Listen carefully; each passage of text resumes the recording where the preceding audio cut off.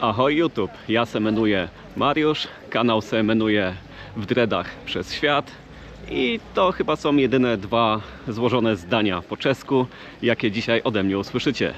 Znajduję się właśnie w centrum czeskiego Jawornika, który się znajduje jakieś 4 km od polskiej granicy, ale jest to zagranica.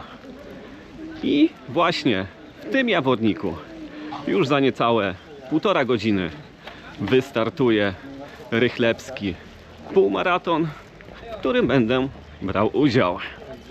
Jest to bieg górski, dokładnie półmaraton górski. Startujemy prawdopodobnie z tego oto rynku i biegniemy na czeską borówkową chorę, czyli taką kuzynkę naszej polskiej borowej. Także nie przedłużając, zapraszam do odcinka. Jako że w samym centrum Jawornika jest ograniczona ilość miejsc parkingowych, nasi czescy sąsiedzi przygotowali parking dedykowany pod to wydarzenie, który znajduje się około 1,5 km od linii startu, ale to nie oznacza, że będziemy musieli iść na start z buta. Nie, Czesi zadbali o to, żebyśmy mieli transport, gdyż z tego oto tutaj miejsca będzie odbierał nas bus, który najpierw zawiezie nas na start, a potem z linii mety odwiezie nas tutaj z powrotem.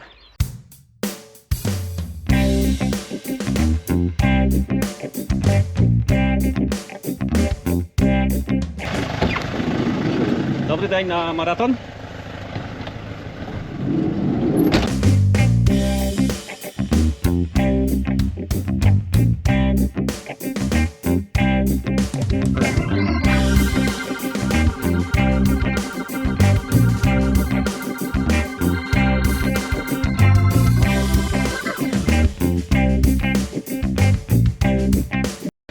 Dziękuję.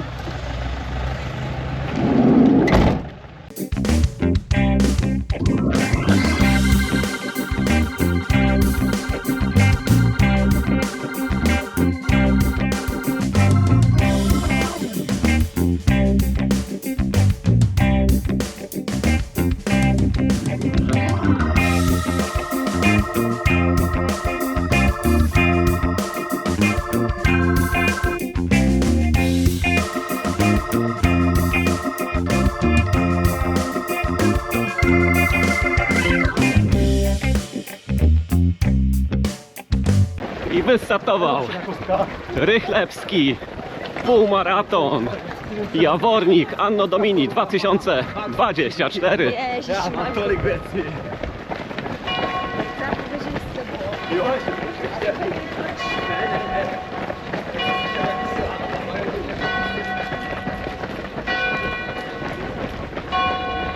Po naszej lewicy Joński Bieg, czyli zamek. Bardzo szybko z asfaltu przechodzimy na tereny leśne, na tereny przełajowe, bo już po 300 metrach.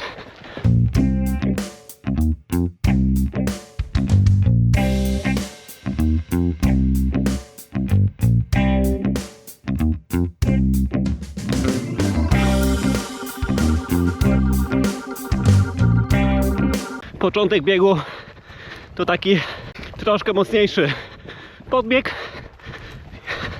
na pierwszym kilometrze, ale zaraz za nim lecimy w dół.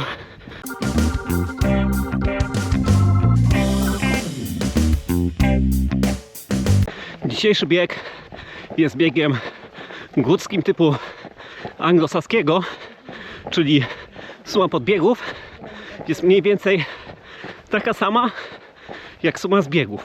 A w przypadku tego biegu profil trasy jest jednym z moich ulubionych górskich, czyli pierwsza połowa leci na szczyt Góry Borówkowej, która ma trochę ponad 900 metrów nad poziomem morza, i potem od tej połowy już lecimy w dół.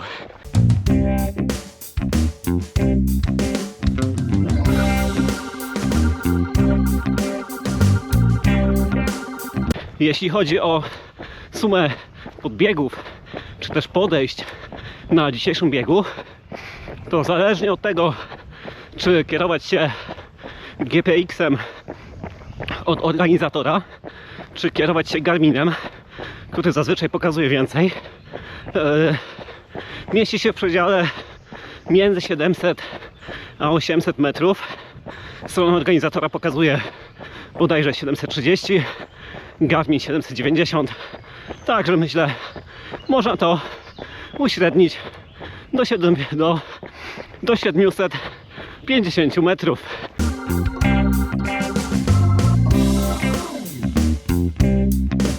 Ze względu na to, że pierwsza część biegu to jest podbieg, a druga część biegu to jest bieg, od początku nie idę ogniem piekielnym. Staram się raczej oszczędzać siły, zdobyć borówkową chorę i jak już będę na szczycie, to wtedy będę mógł już odpalić wrotki i lecieć w dół.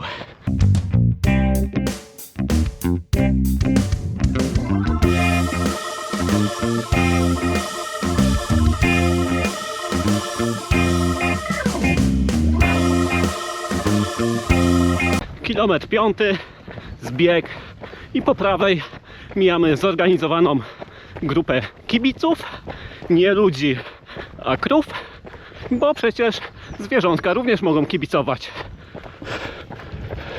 Mu!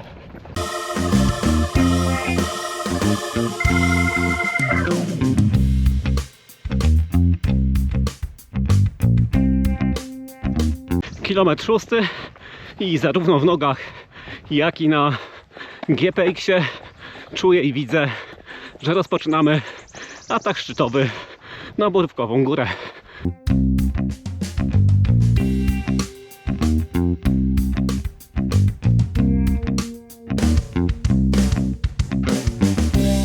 Kilometr 7, a właściwie początek kilometra 7 zaczyna się z biegiem dość ostrym, a na takich zbiegach, jeśli wiem, że główny szczyt jest jeszcze przede mną, nie rozpędzam się na maksa, żeby po prostu się nie wypalić.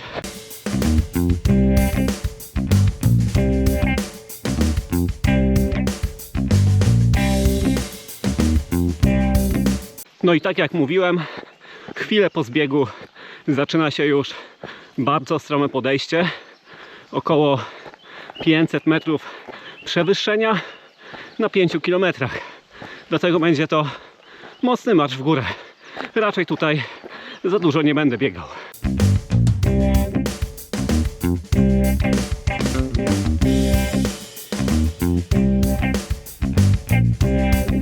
To podejście było prawie pionowe. Tutaj taki może 10-metrowy odcinek płaski i przed nami kolejne podejście wygląda na takie samo.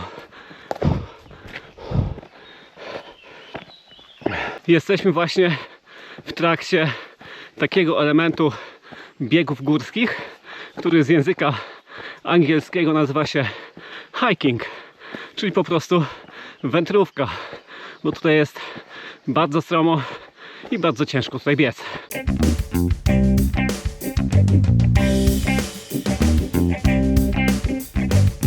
Kilometr 8 i że tak powiem, tutaj zaczynają się schody na szczyt bodajże kamiennego wierchu, a jednak to się nazywa wysoki kamień, nie kamienny wierch, ale było coś z kamieniem, ale ładny widok, zobaczcie sami.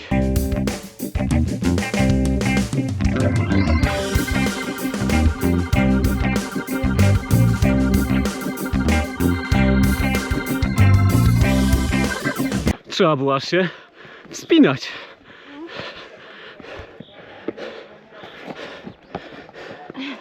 Tutaj trzeba pieczątkę odcisnąć na numerze, czyli taka kontrola punktu. Ale to była taka wspinaczka trochę. Rzadko spotykane w biegach górskich z takim przewyższeniem, żeby po prostu trzeba było się wspinać po kamieniu na wysoki kamień.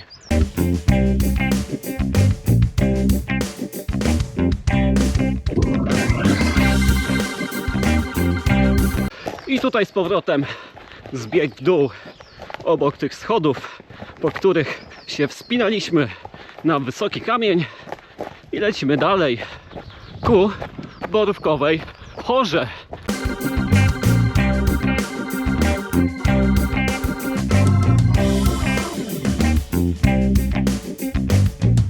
Między wysokim kamieniem a Borówkową Górą jest taki odcinek pola, gdzie kawałek można się przebiec, kawałek można odpocząć od marszu, ale zaraz zaczyna się właściwy atak szczytowy.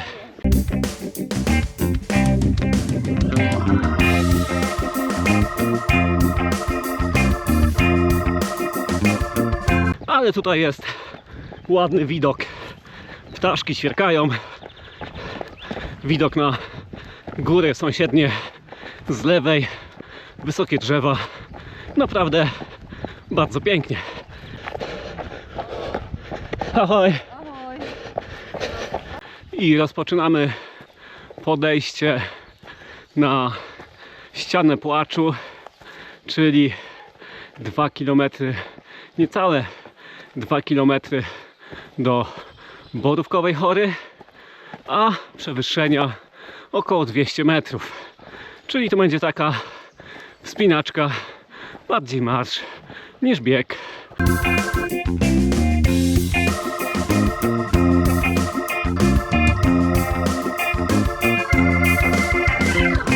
I oto dotarłem do Borówkowej Chory, czyli czeskiej kuzynki naszej polskiej Borowej.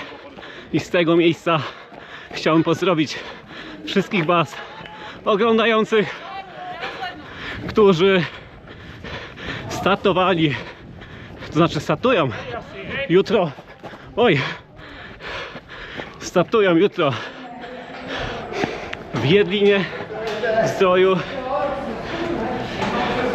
Dajcie znać, jak Wam poszło, bo przecież ten film wychodzi w piątek, a ja w tej chwili wchodzę na wieżę widokową na Borówkowej Chorze.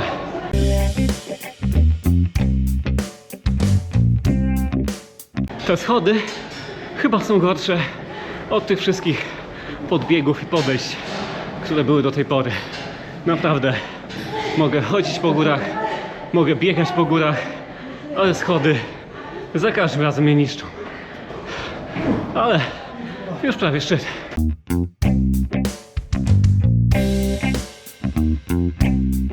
I kolejna pieczątka do kolekcji. No i spójrzcie, jaki tu jest widok. Tak się becha w Czechach. I ciach teraz w dół po schodach, bo tutaj pod wieżą widziałem punkt z jedzeniem, piciem. Ahoj. Banán, ahoj, jabłko, czekolada, O. woda, jąciak. Ale dużo tego. Wieża widokowa. Oj, mucha. Oj, jak pirat. Wieża widokowa na Borówkowej Chorze zdobyta. Także jeszcze raz pozdrawiam znajomych, którzy jutro biegną w Jedlinie. Pamiętajcie, żeby dać znać w komentarzach, jak Wam poszło. I lecimy już w dół. Po zdobyciu Borówkowej Chory większość trasy już biegnie w dół. Także można się tutaj rozluźnić.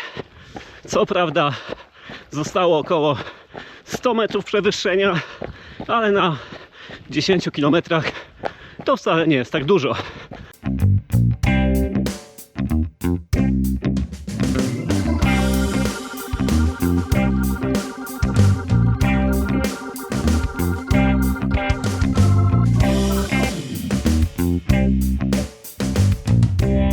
Dzisiejszy bieg jest moim trzecim startem w Czechach.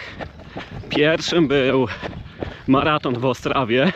Był to maraton uliczny w 2020 roku, czyli w roku zarazy, w roku pandemii, bo wtedy w Polsce raczej mało było organizowanych tych biegów, a ulicznych to już chyba w ogóle.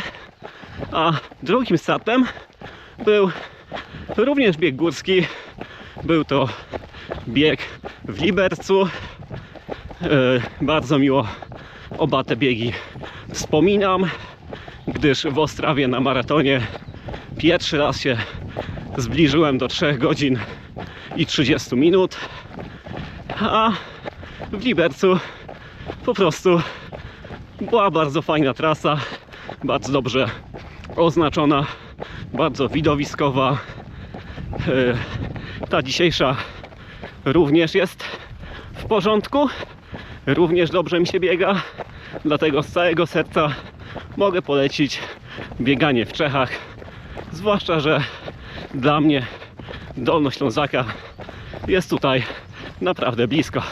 I żeby nie być gołosłownym, patrzcie, co tutaj się dzieje z lewej strony. Pięknie tu jest, przepięknie, pięknie.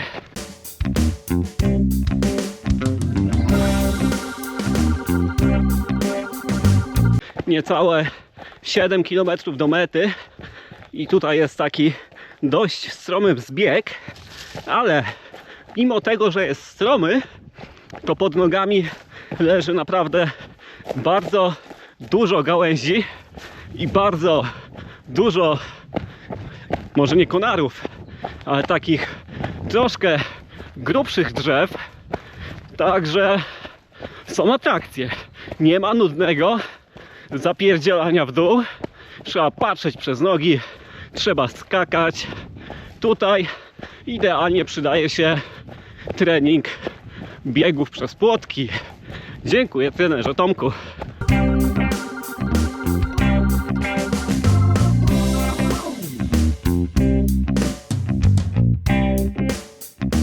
Tak jak wcześniej wspominałem, dzisiejszy bieg jest moim trzecim biegiem w Czechach, ale nie ostatnim w życiu, ani nawet w tym roku, gdyż już za miesiąc jadę do Brna na maraton o wschodzie słońca. Nazywa się on Sunrise Brno Maraton i naprawdę jest czymś ciekawym, bo startuję przed 5, 4:40 parę, więc bieg jest ukończony około godziny 9, gdzie zazwyczaj maratony o tej porze startują. Także jeśli nie chcecie przegapić relacji z tego biegu, to zapraszam do subskrypcji kanału, a ja muszę sprawdzić w tej chwili, czy dobrze biegnę, bo trochę się zagęściło, ale wydaje mi się, że tak, bo zegarek nie wibruje.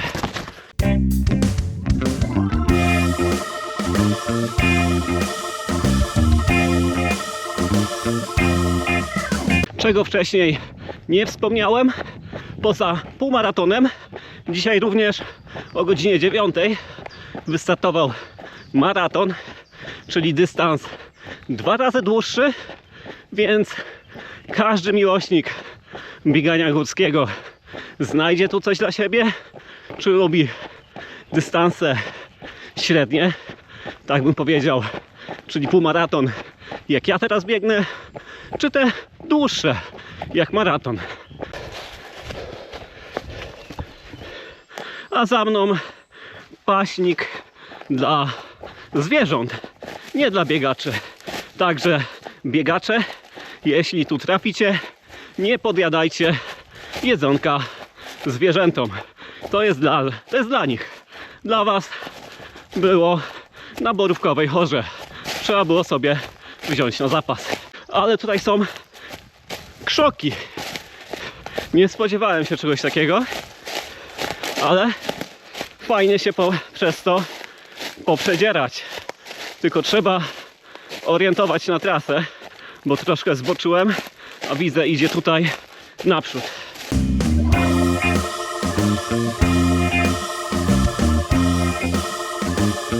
Jak widzicie, Jest to odcinek, na którym naprawdę trzeba uważać, bo jest stromy, ostro idzie w dół, a do tego jest dużo gałęzi, korzeni, kamieni i innych bajerów.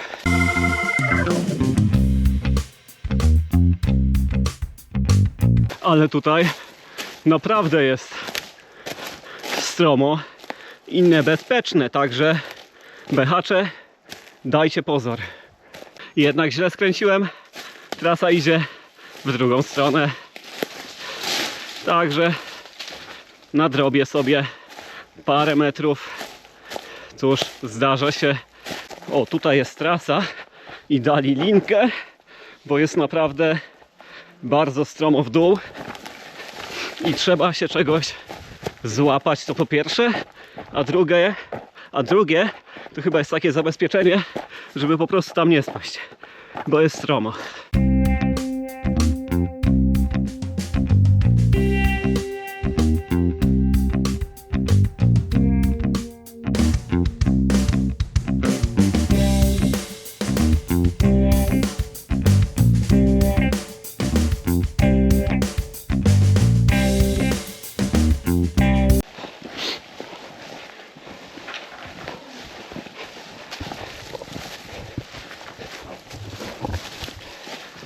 I przede mną trzecia pieczątka. Dracit Lama.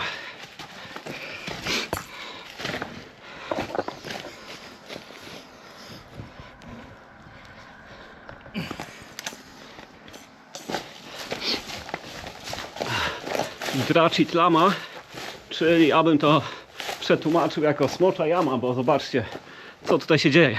Pewnie to znaczy co innego. Sprawdzę sobie, jak będę montował film. Ale dla mnie to zawsze będzie już smocza jama.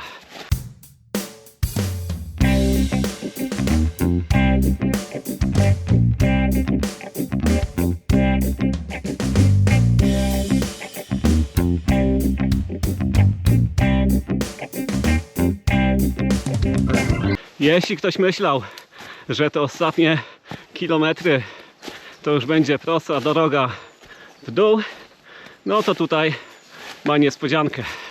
Jest trochę, tak jakbym powiedział, wspinaczki, takiego trekkingu, przeskakiwania przez drzewa, kamienie, zjeżdżania w dół.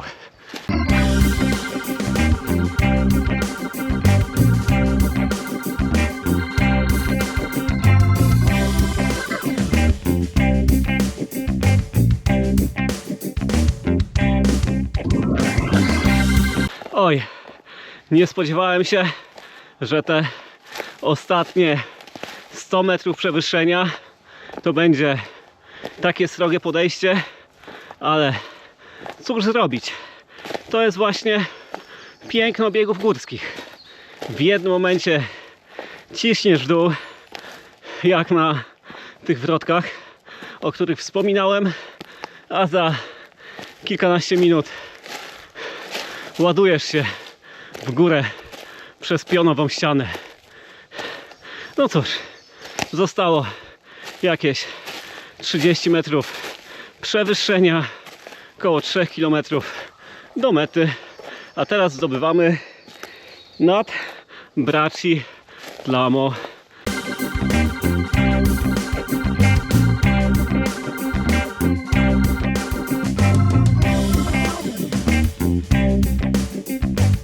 Szczyt zdobyty i z powrotem można biec w dół. Pieczątki tutaj nie było, ale widzę znak 12 jest przed nami, także może nie jest na szczycie, ale pieczątka z tego punktu kontrolnego znajduje się tuż przede mną.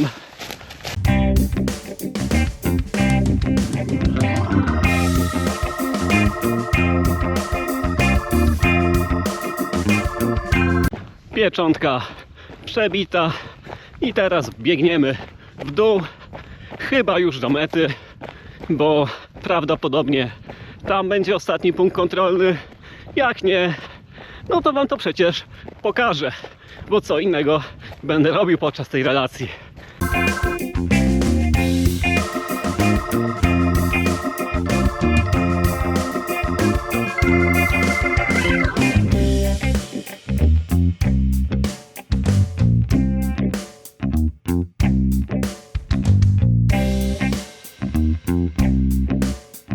Często tą Jedlinę dzisiaj wspominam, ale to dlatego, że tutaj w Jawotniku jest naprawdę bardzo podobnie. Dystans jest podobny, bo około 22 km. Przewyższenia są podobne, bo finalnie wychodzi około 900 metrów. No i co jest jeszcze bardzo charakterystyczne dla Jedliny? Pole tuż przed metą i podbieg na nim. Tutaj jest tak samo. Zobaczcie. I właśnie na tym polu, tuż przy stercie kamieni, jest ostatni punkt kontrolny. Nie jest to meta, jak wcześniej mówiłem, ale jest to tutaj. Także ostatnia piecząteczka. Pyk. Oto były kamienie i kilometr do mety. Na szczęście w dół. Au, au, au.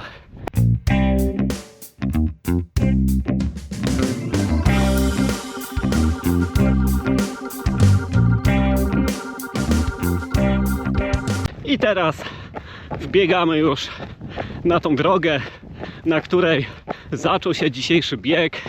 Zostało ostatnie 750 metrów. Tutaj mam już absolutną pewność, że lecimy tylko w dół do Jawotnickiego rynku. Albo jak to mówią Czesi, do Jawotnickiego Tamesti.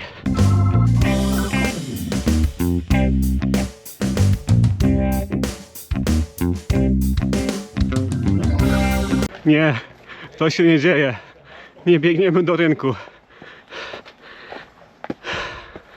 Przed samą metą jest podejście na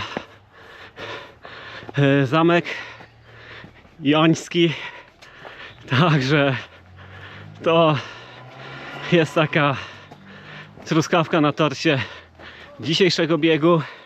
Człowiek już myśli, że pędzi do mety, a tutaj jeszcze schodki, jeszcze ostatnie podejście na wzgórze zamkowe. Bardzo mi się ten bieg podoba. Moim łydkom troszkę mniej, ale mi bardzo. Ok, za mną Jański Wierch, Jański Zamek i teraz to już na pewno jest tylko w dół. Teraz to już na pewno jest do mety, bo jak nie, to ja nie wiem. To ja się nie znam na bieganiu.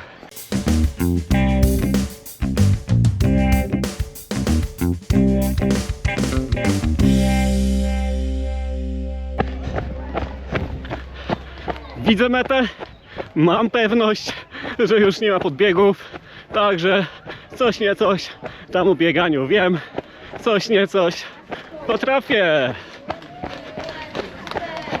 Ciao! Dziękuję bardzo. Dziękuję. Dziękuję.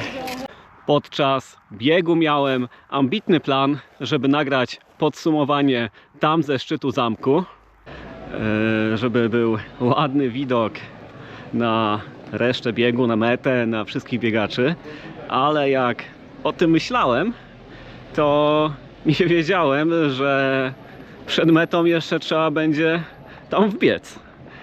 Dlatego podsumowanie robię już tutaj na dole, robię już tutaj idąc do samochodu, no bo nie chce mi się czekać na ten bus, który przyjedzie po nas o 14, czyli za godzinę. Także podsumowanie biegu. Moim zdaniem jest to naprawdę bardzo ciekawa alternatywa dla biegów górskich organizowanych w Polsce, bo jest bardzo blisko polskiej granicy, niecałe 4 km. To jest nic, naprawdę 4 km to naprawdę bardzo mało. A bieg jest no naprawdę dobrze zorganizowany. Trasa jest fajnie oznaczona, jest dużo ciekawych punktów, dużo widowiskowych punktów, czy chociażby wchodzenie na tą wieżę, czy tam zbieganie między tymi kamieniami, czy wspinanie się w ogóle, to naprawdę takich rzeczy wcześniej nie doświadczyłem. Doświadczyłem to tutaj. Naprawdę in plus, ja jestem zachwycony. No i jeszcze te pieczątki, którym trzeba było przekuwać numer startowy, to takie fajne urozmaicenie, ciekawe urozmaicenie. A i sama opłata na bieg nie była jakaś wysoka, tak naprawdę grosze, można powiedzieć, patrząc na tle innych biegów górskich, czy w ogóle innych biegów, bo za wpisowe na bieg zapłaciłem 500 koron, jeśli dobrze pamiętam, to jest niecałe 90 zł za tyle atrakcji, naprawdę okejka duża. Jeśli chodzi o resztę trasy biegu, to było troszkę więcej przewyższeń niż się spodziewałem, bo tak jak wstępnie patrzyłem na GPX-a, to wychodziło między 700 a 800 metrów, a finalnie wyszło tych metrów 950, czyli prawie kilometr przewyższenia, co na półmaratonie to jest naprawdę sporo, ale mi się podobało, naprawdę. Podczas biegu wielokrotnie wspominałem również Jedlinę Zdrój. No i mogę powiedzieć, że obie trasy są zbliżone, jeśli chodzi o przewyższenia, jeśli chodzi o trudność trasy. Tutaj, no jak mówiłem, ta wspinaczka i te inne rzeczy to jest troszkę więcej atrakcji, ale w Jedlinie jest również naprawdę bardzo fajnie. A wspominam Jedlinę nieprzypadkowo tyle razy w tym filmie, bo mimo że na ten weekend jej nie biegłem w tym roku letniej edycji, to chciałbym Was wszystkich zaprosić do filmu z edycji zimowej, który w tej chwili wyświetla Wam się na ekranie, gdzieś tutaj. A ja już się z Wami żegnam. Ciao.